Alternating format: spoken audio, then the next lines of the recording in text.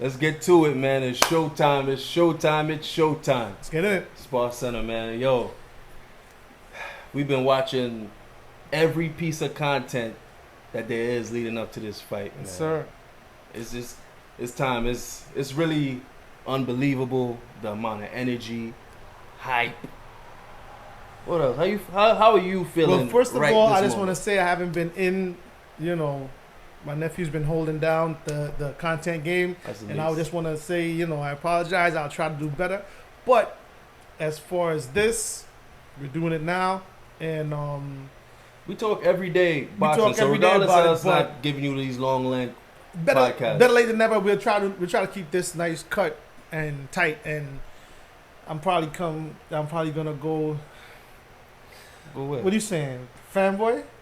Yo, No, I have no problem going fanboy. I don't give a listen. No I don't. fanboy. Yes, it is. Listen.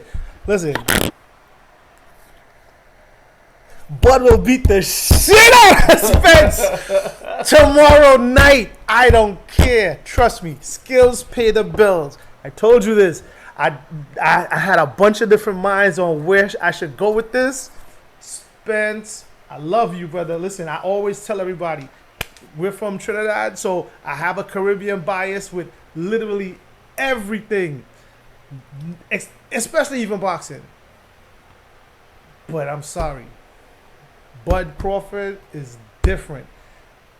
Listen, this guy, if he was the same size as Spence, I know you're Spence. He's not that much smaller than Spencer.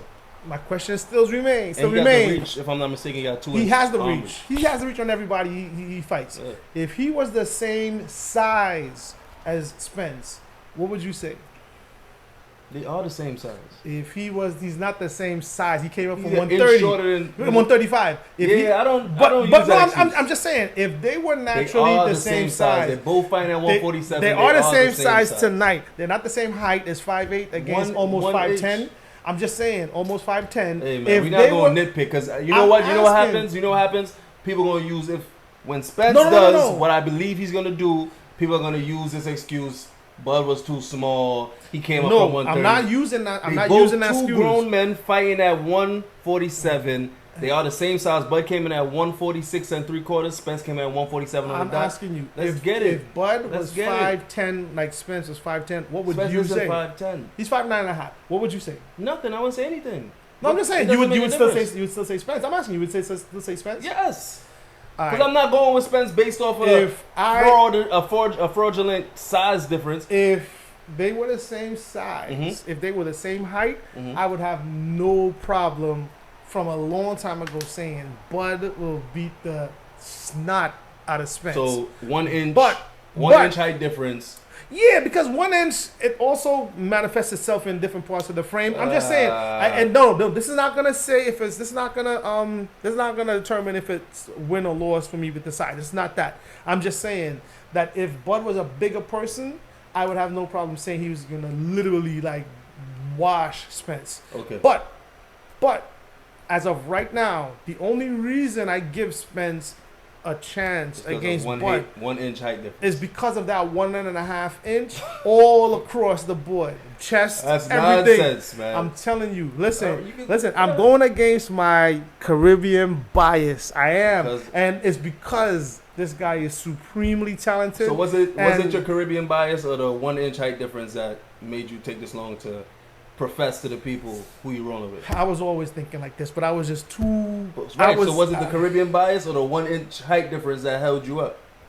That held me up? Yeah. It's because Spence is really, really good at what he does. So what is the 1 inch height difference about? Why are you bringing that up now? Because it is. Listen, just off of the rule of boxing, the good big man beats the good little man. It's not like he's such a huge big man, but I'm just saying there is a size difference. So I'm not gonna say anything about the size as far as the outcome of the fight. I'm just saying that if they were the exact same size, or if Bud had the 1.5 inch over Spence, this would not even be a question of who would wash who. So I'm just saying.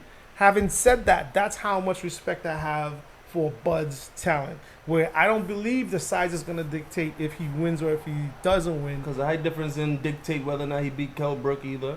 Kell Brook, dictate whether or not Benavidez. He beat, and what's the dude he beat for the undisputed Jeff Horn, the African guy, and Dango, Jeff Horn. Right. So this is what I'm trying to say. I'm not saying that it's a different. But those guys aren't Spence. That's the real point. It's not that he's an inch taller than him. It's because Spence is a viable opposition. It's not. He's not. Kyle Brook, he's not Ndango, he's not Amir Khan. The 1 inch is not the reason why you took so long to come on here talking crazy. It's because Spence is Spence, and you know he's a real So what do you think is threat. going to happen?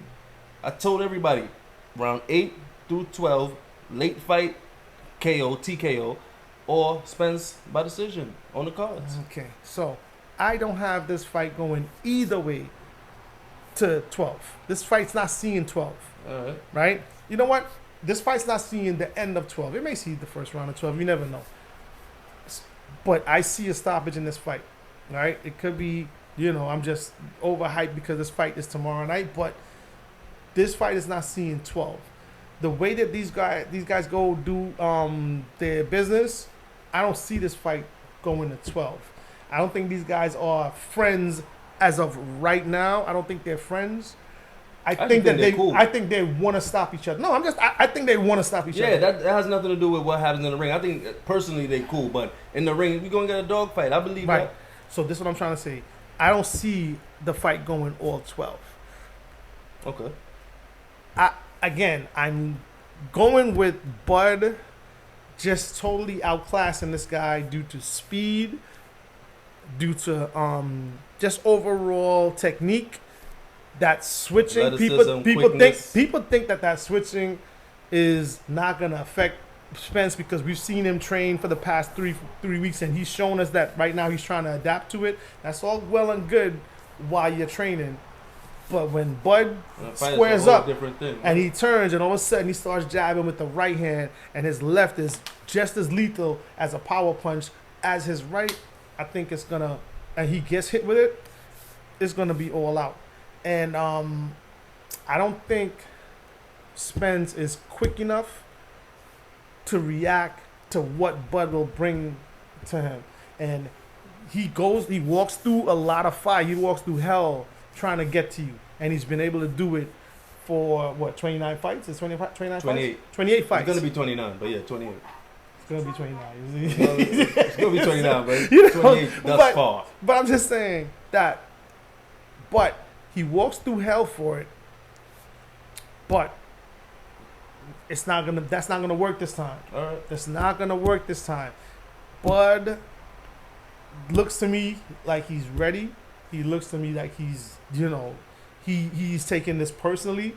I mean, he always looks like he has a chip on his shoulder before fight time. That's his persona. And it's the only thing I have a problem with Bud, and that's not even in this Spence fight, is that he always puts himself in the position where it could be ego. He puts himself to where he can get hit. Now, I'm going to lean on the side of Bud gets hit. I don't want to say because he wants to get hit, but he wants to prove a point. Bud is not Shakur Stevenson defensively, though. Bud is not that guy defensively. He gets hit. Bud's defense is reactionary. He uses athleticism to get out the way, but he gets hit. Everybody hits Terrence Crawford. So you're saying that as good as he is offensively, he may not be as technically good defensively. See that he hasn't shown this. See that he hasn't shown. No, I'm saying he hasn't shown that his focus was on defense, and he has been getting hit from literally everybody he fights. Fights off emotion, so he throws defense to the wayside when he also turns hit. it up on emotions. Yeah. Do you think that if he gets touched in this fight, he turns it up?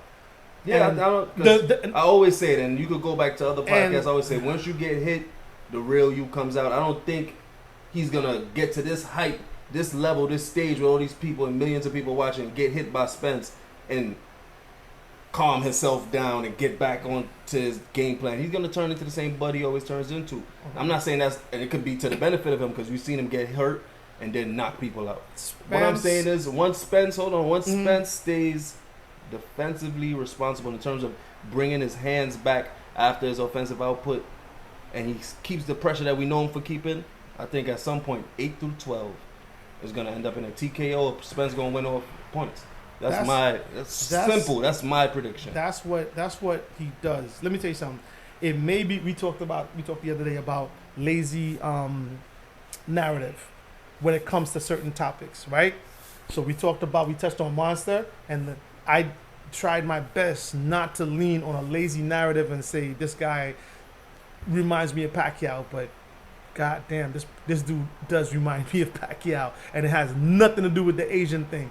This dude fights like Pacquiao, right? So that's me trying my best not to lean on a lazy narrative. Yeah, his boxing ability is way better than Pacquiao. Because he's not just all offense. He's not. Pacquiao, the early Pacquiao, before, we had some issues and some questions about Pacquiao, what we still have, but before that, even the young Pacquiao was pretty much primarily all offense, and he would everything he would do was just setting you up so he can get offensive on you. Monster is not that. Monster is, he looks pretty polished as far as offensive and defensively responsible. But I'm talking about Spence for now. I do not want to sound like if I'm doing a lazy narrative when I say who this guy reminds me of. I told you a long time ago, I'm like, this guy is the new Hagler. Let's throw that out the window for now, right? He reminds me of two fighters, and it's just ironically. Who's he, Spence? Spence. Okay. It's just ironically that these two fighters share the same culture as this dude as far as his dad.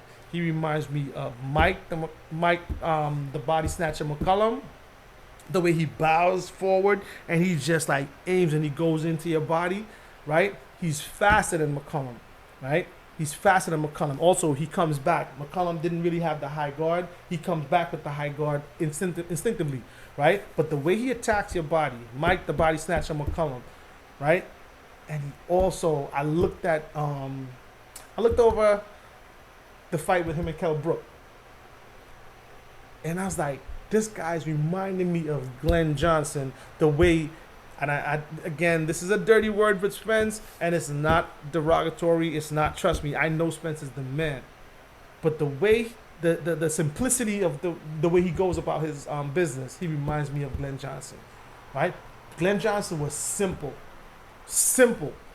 but it was just constant pressure. He would hit you with every punch, and he would always walk forward, and he would hit you with everything.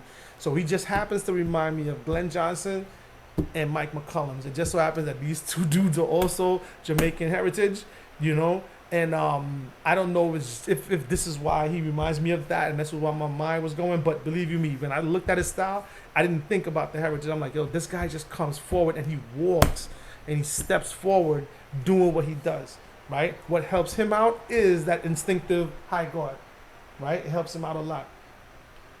Bud shows me so many different styles. And I will give credit to each fighter, we talked about this, that wins this fight. I don't care about whatever shortcomings you maybe perceive to be having, either, whatever you want to say, as far as you may think this guy had a disadvantage because of this, the layoff, the height, the car crash, the age, you know what I'm saying? We can all throw it in a pot and see what happens. But the winner of this fight, because these guys are so successful doing what they do, you have to give the victor so much credit. At least I'm giving the victor so much credit. That I can see so many ways this fight could play out. But this way that I'm talking about, where it's just, at some point in time, it's just totally outclassing, that's the way I see it happening. All right. We got one sleep. Tomorrow night, Undisputed Welterweight Championship. I already gave y'all my point of view on how I see it going. That's my avenue for Errol Spence winning the fight. I don't see Errol Spence coming in and blowing Bud out of the water in the first couple of rounds. I don't see, because Bud will hold his composure and he gonna fight back. I just feel like if Errol stays defensively responsible and is on the front foot, at some point, on the 8 pushing it. to 12 is gonna get sticky in there, and I feel like he could be triumphant or still win on the card. So you don't he can't give away too many rounds to begin the fight either. But I don't see Terrence. I mean, this is a different fight altogether. So we can't. I don't even think we could go based on what happened in the past in this fight, because Terrence is a slow starter. But I don't think Terrence is gonna come in here and start slow. I think he gonna come in here and step, because it's a bigger stage. This is a bigger stage either one of them will ever fight on ever again. So and they're gonna show out again. Spence's offense. We talked about this. Again, I like we spoke about in other telecasts that Spence will pound you. Again, one of his monikers is in the dirt. Put him in the dirt. This guy really does attempt to do that in each fight, and he's been successful doing that. If he can do what he does, and as simplistic as his style is, he doesn't have all these frills, and he can do it to Bud. Again, enough respect to Spence. It's like, dude, yo, you're the man. And when he does break you down, you can literally see these punches hurting this guy. Bud goes about it differently, even though Bud has more stoppages. Bud goes about it in a way of, he gets to the point where the fight is, I won't say in the balance. I think he's always thinking he's in control. But if he gets to the point where he thinks, it's time to turn it on, when he wants to turn it on, again, I said he has so many different styles that he incorporates. It's sort of like a Roy Jones thing in Roy Jones' heyday, when Roy decided to turn things on, which really and truly he didn't always do. But when he decided to, the guys he would fight, they would look helpless. When Bud turns it on people, they look helpless. They look like they can't do anything about this guy wailing on them. I just believe that a monotonous style, not very fast, no frills, stepping heavy, jab heavy, and if Spence goes low with the jab, he's gonna go over with the jab. He did it with Kell Brook. He knocked Kell Brook out going over Kell Brook's jab, right? With the southpaw stance, with the southpaw power jab or whatever, if you want to call it that. Spence, I saw Spence and Kell Brook. Kell Brook was doing it, and I just think that from what we've seen with Spence, when he starts the fight, there's never really a change in game plan once him and Derek set up their game plan. I don't think that is going to work against a guy like Bud.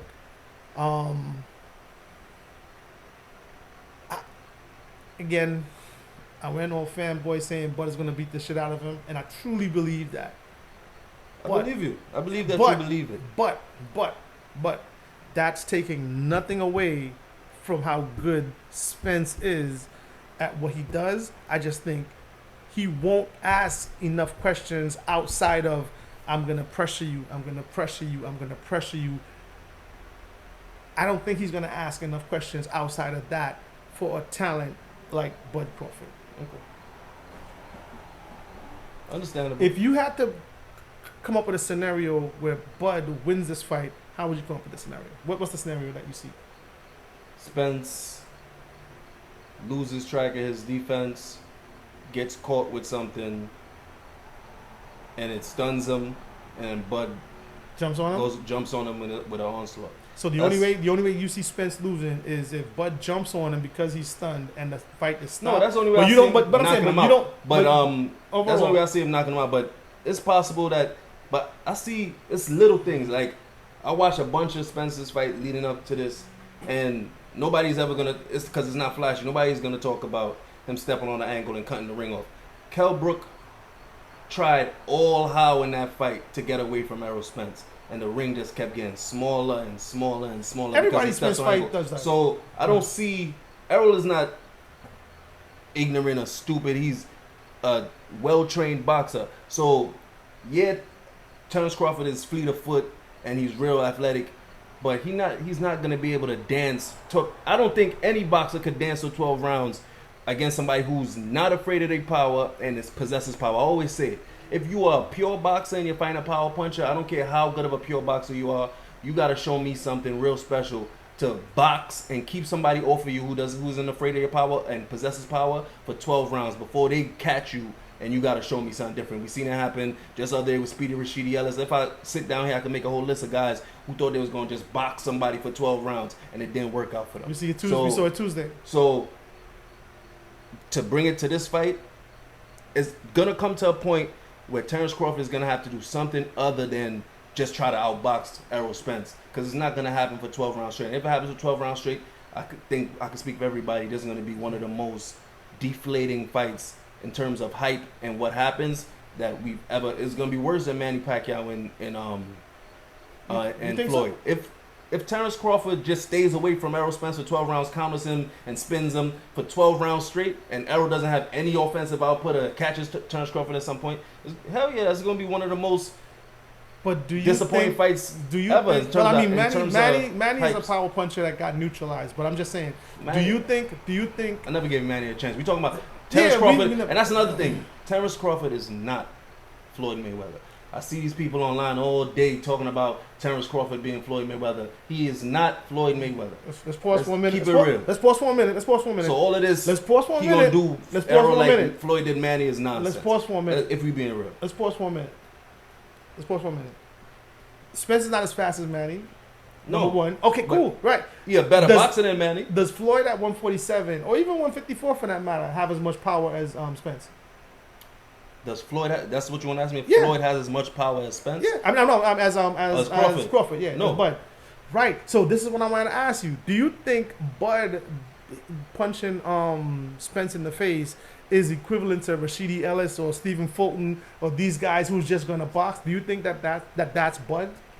That he's just a tap and move? We've never seen him do that. I don't think Terrence Crawford possesses, and fights tomorrow night. I'm saying it here on YouTube. If I'm wrong, I'm going to come back in a minute. I'm wrong. I don't think Terrence Crawford has the power to deter Errol Spence from anything he has planned from walking tomorrow forward. Night. Yeah, no. So he has we'll walked see tomorrow through. Night. He's walked through Danny Garcia. I'll give you this, right? This is what I'll give you. He's walked through everybody. I'll give you Danny Garcia.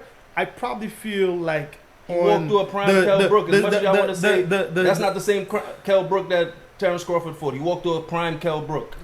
Yeah, but that's not. You can't say that because. Why I can't say that? Because that's coming off a loss, coming down in weight. What does that have to do with his every fighter we've output? Seen, he walked through a prime Kell Brook.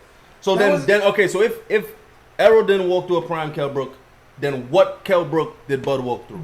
No, Bud didn't even walk through Kell Brook. Bud outboxed Kell Brook.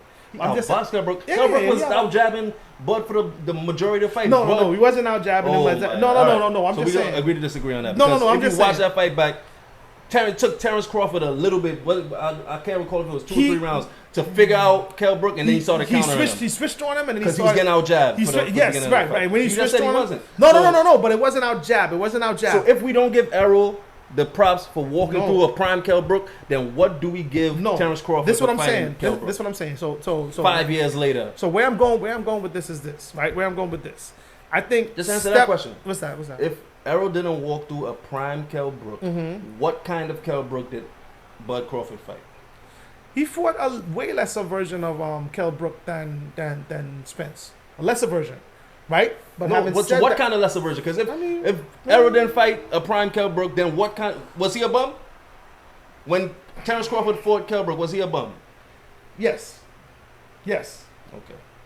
But but Kell Brook never did anything after Triple G, including Spence. Yeah, of course he didn't do nothing after Triple G because he got washed by Spence. So no, but that's what I'm saying. But he got washed by Triple G. Okay. He nearly got killed by. Let's put it like this. He nearly got killed by Triple G in that fight. It wasn't a fact that he got punished to the point where his body gave up on him. Nah, he got hurt to the eye. You mean his body didn't give up on him? His collarbone broke. No. That means your body gave up. No. I'm talking that means your body couldn't withstand. Nah, I'm talking about the core. Punishment. He went down. He's like, nah, I can't. Yeah, he went down because his face was broken. He knew for a fact, right? One eye got damaged. He knew for a fact. I'm not taking any punches to that eye that was just put together from that Triple G fight. He knew it. That's why he went down. So it was. But it wasn't. It was the other eye that broke. No, that's what I'm trying to say. So he knew for a fact I'm not taking any punches. If one eye is closed, which is the other eye, he knew for a fact if this eye is closed and this is all I got, this is what Triple G just broke. What? 7 months ago, he's not taking any punishment to that. Again, I'm not addressing. I don't think that was the mindset. I think my face is broken and I don't like how this feels. But he did the same thing in the last fight. But he got stopped against Triple G. Right. He got stopped. He got physically beat down by Triple G. Right. He didn't take that amount of punishment in the Spence fight. All right. Right. Because we spoke about it. So he took less punishment with the same outcome. Oh no, yeah, no. Face is broken the same way. Falling down and going down on one knee, I think that's two different things. Yeah, but your face is broken still. So with less punishment than Triple G, you ended up with the same results. When you go to the doctor, the same doctor bill you gotta pay. The same bill you gotta pay for the same surgery. The same result happened again. That's what I'm trying to say. The fact that he's not willing to take any punishment after you lose, a lot of fighters aren't willing to take punishment. So that's what I'm trying to say. The punishment didn't start with Spence. That's what I'm saying. I'm not taking away from what Spence did. I'm just saying that I'm gonna give Bud this. Spence walked through certain power shots from Danny Garcia. I think the step in power from Danny Garcia is probably more heavier and more thudding than Bud. He stepped through Porter. I'm not gonna say the thudding power, but I think the accumulation of what Porter brings is probably more than like a single punch that what Bud will bring, right? And Spence walked through it. No, I'm just saying. I'm going on giving Spence the benefit of the doubt on this level as far as for Bud. So that's Porter, that's Danny Garcia. Who else would you say that has more thudding power? I wouldn't mention anybody. I'm not trying to mention anybody. Right. I don't think. So all I'm saying is Bud shows he has 7 stoppages at welterweight. Mm-hmm. Bud is not a guy that's going to be just fleet of foot and I'm going to just touch you and then leave you out like of that. All the 7 stoppages that this guy has at welterweight, there's only one of them that counts, and that one is tainted. You gonna count American as somebody to talk about that he stopped American? No, I'm saying. You gonna call Velasquez, who we never saw again in a meaningful fight? I'm using it as an example. Are we gonna say Kell Brook, who lost to Errol Spence 5 years before? I'm using this as an example. It's a horrible example because the only one that counts is Sean Porter, and that was Sean Porter's last fight. He retired right after the Green fight. Machine. He retired in the ring. His father retired him with the fight thrown in the towel. My point is, if Bud was a fighter that would do twinkle toes and tap, he was not going to stop Sean Porter. Nobody ever stopped Sean Porter. If Bud was like the second coming of Paulie Malignaggi, he was not stopping Porter.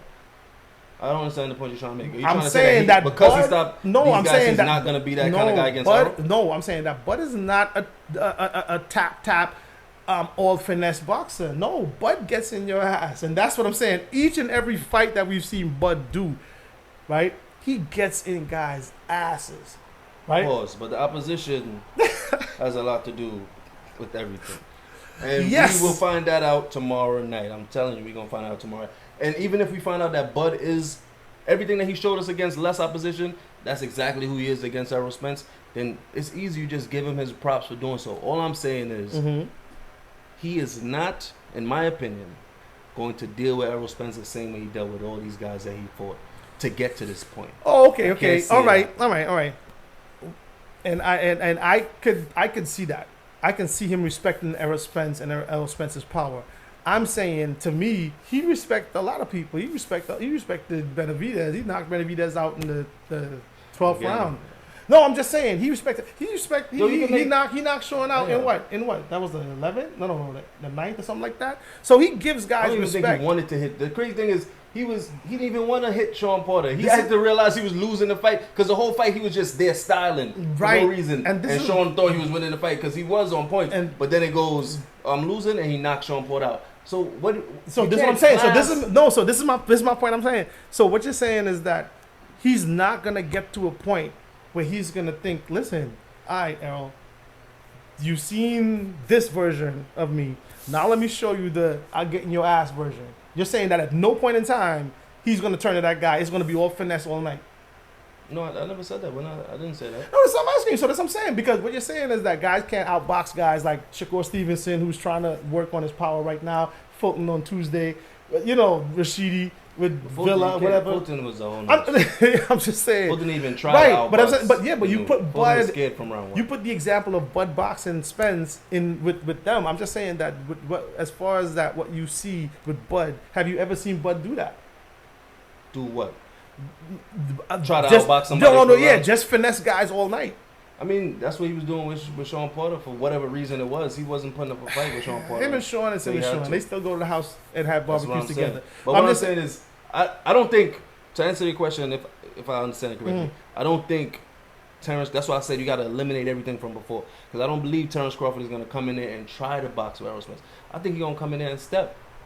I think both fighters are going to come in there on an aggressive mindset. And it's going to be fireworks like they promised.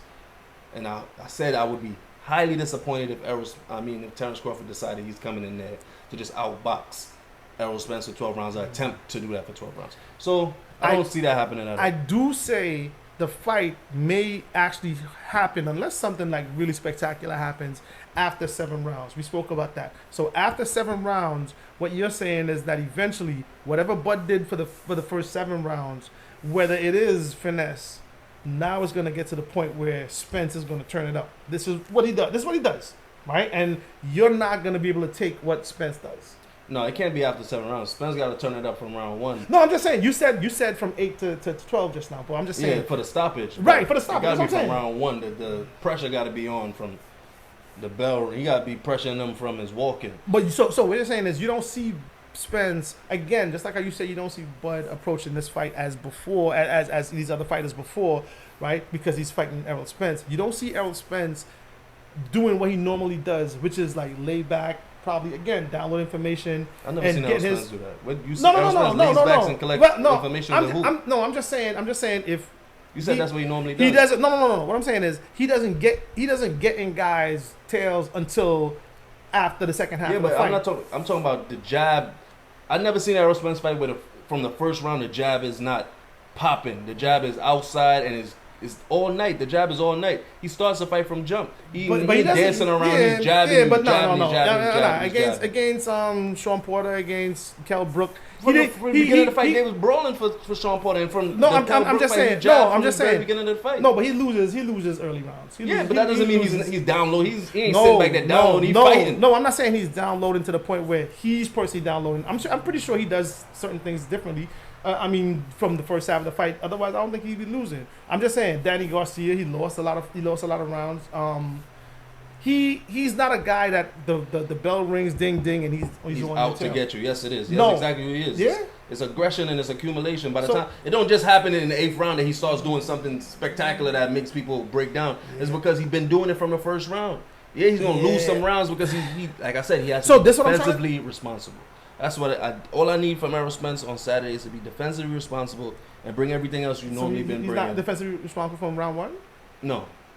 I don't think he's defensively responsible at all. So, I don't know. I think he is. His defense is to jump out. He jumps out with a pullback. It's a mixture of a pull back and a jump out, but at least his hands is up. And other than that, he dips certain punches. He weaves when he's on the inside sometimes.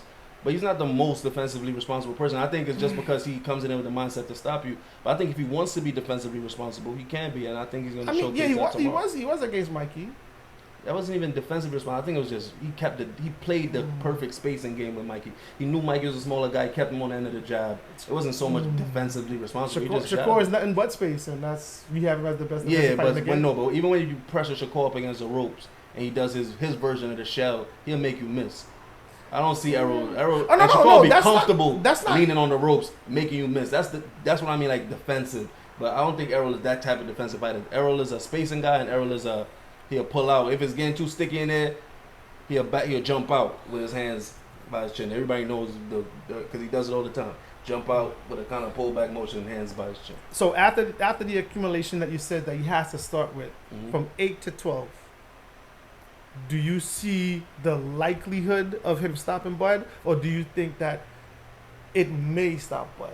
What would you call if you had to say I'm laying money on it. I'm not laying money on it. But if you had to say, okay, I'm laying money on it, 8-12, do you think it's likely that he stops him, or he may stop him? Likely or may? I think it's likely that he stops him between 8 and 12. So you're saying that it's likely that this fight doesn't go the distance? Yeah, more than it is not likely to. So if it was on a percentage base, I'd say 60% KO, 40% the fight goes 12 rounds till it goes to the cards. I'm a little less on the 12 rounds on that. I don't see this fight going 12. I don't think the way that these two guys go about their business, I don't think it's going 12. And again, it could just me being on a hype train with this because, you see him and you see how they go about it. Errol goes in to stop guys. Bud is stopping guys. So it's really tough. And again, we both agree that both of these guys don't go in fights thinking defense. All right? I think it's more likely that, like I said, that the fight doesn't go to 12, and it is more likely that eventually, I would say after 7, the accumulation of punishment that Errol takes eventually will start to weigh on him. Okay. Now, it is also likely that it won't affect him, and now all of a sudden the second half of the fight, now he's Bud slows down and it's gonna be problems for Bud. I have no problem seeing that. I'm just saying that what's more likely is Bud beating the shit out. That's it. So anyway, that's the prediction. I'm standing on that. Tomorrow if I'm wrong, I have no problem being wrong. Spence. I mean, if either one of us wrong, ain't nothing we can do but be wrong. You gotta be a man and come in and say if we're wrong. You know what I'm saying? You understand what I'm saying? Tomorrow is the biggest fight of the year so far. Biggest fight in terms of my expectations. The biggest fight of the last 10 years, man. I'm more hyped for this fight than any fight I've been anticipating for years. More hyped than the fight that we saw tonight. You want to touch on that? We're not touching on that? We're not even mentioning what's going to happen tonight? Nah, man. Let's hope Jamal... Come on, let's listen. Jamal get help, man. Jamal need help, and hopefully he gets the help he needs, man, because he's getting into too much nonsense. And you're saying that Caleb is not helping him? No, I don't think he's helping him at all. Caleb Plant, listen, for everybody who's seen this, Caleb Plant slapped the... I don't know what you want to call it out of what quote was that out of Jamal. Yeah, that's nonsense. Right, but outside in Vegas, and we'll see what happens if it brings him back. From this is to make the fight happen. If they don't make this a fight with Jamal and Caleb, then it's just a sad case. Then it's just Jamal needs help. It's just a sad case. Yeah. I agree with you there. But that's what it is, man. But go check it out. You know what I'm saying? SparCenter, run them views. No, but. Tomorrow night, the biggest fight of the century, the biggest fight of the decade, the big fish, the fucking Aquaman, Aquabud, the big fish and Bud, King of Omaha, Nebraska. We're gonna see if it's gonna be a fish fry, or we'll see if we're gonna smoke some Bud. All the fish puns, man. Listen, but at the end of the day, listen, I have for these last couple of weeks. Regardless of what I said that I think is gonna happen, I have nothing but respect for both of these fighters. I do think they're the best in the game. And they are phenomenal fighters regardless. A lot of people been piling on Stephen Fulton, man.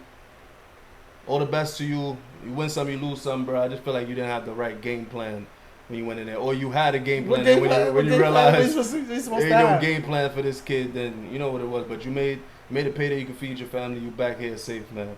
Yeah, I mean, listen, the Monster, Monster Inoue, check him out. We got to see him more in America now. We got to see him profile on fights that people can see. Whose names we recognize. Well, Fulton is a start. Stephen Fulton is a start. Yeah, you know, Danair, Stephen Fulton. Let's see what we got next one. But anyhow, we'll be back with you guys. Do a recap of the fight. We'll see who's victorious. Hopefully, all of us are victorious because we get a special fight. We get a special showing. This has been SparCenter, man. We catch y'all. All right, guys. Again, we're just hoping for a great fight, but don't make me look bad. All right.